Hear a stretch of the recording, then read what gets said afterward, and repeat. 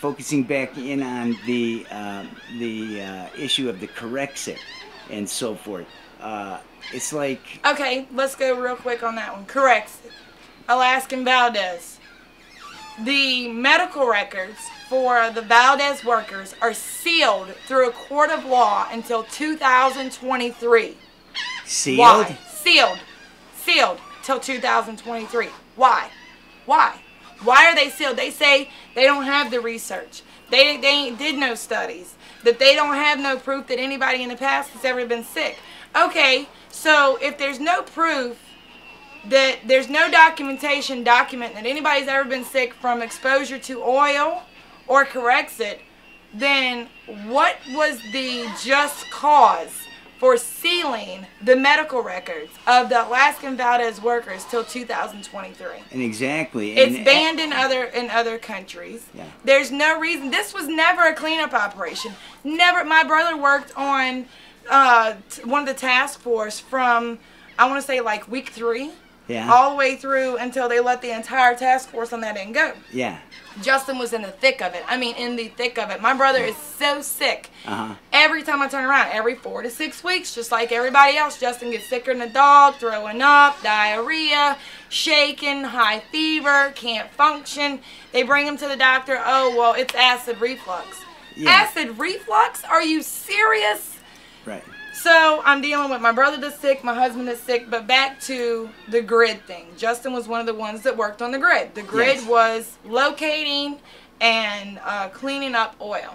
Cleaning up or disappearing. Justin said that the first day that he went out, he had 87. Now he was on the boat by himself. Yeah. Which wasn't supposed to happen. Another rule that they broke. Yeah. 87 bags of recovered oiled absorbent boom. Yeah. That he retrieved, deployed, picked up oil, bagged it, and put it back in the boat. The next day, he was told not to have over 20 bags at a time on his boat per day. Per day, not at a time, per day. To take his time, that was overworking himself, and that's how they put it to him, blah, blah, blah. So then, after a couple of weeks of them doing this with the 20 bags per day thing, and taking breaks and this and that, like they were supposed to, whatever, they would find oil and start to deploy boom, and then they were told, retrieve your boom that's already out, return to safe haven, or go to another grid to locate more oil.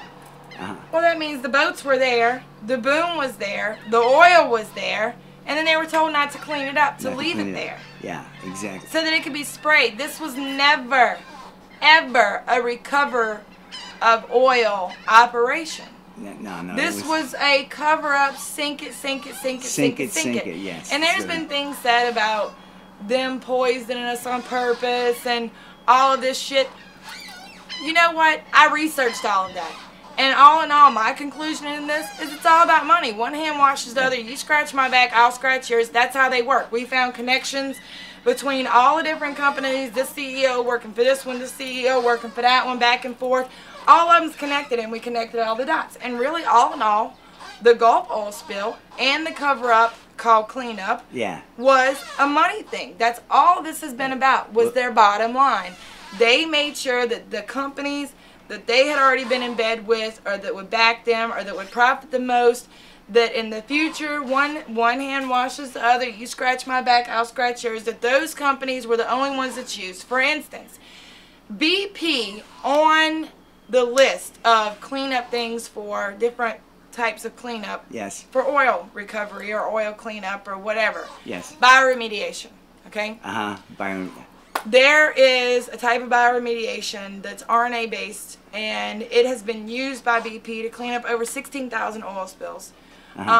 It's that number alone, BP 16,000 oil spills. Oh, it's mind-boggling. But yeah, it is. At any rate, this stuff has been proven to work. It's been used over and over again. It's on BP's approved list, the EPA's approved list, all these lists that's approved. Yes. But yet they won't use it. Well, why won't they use it?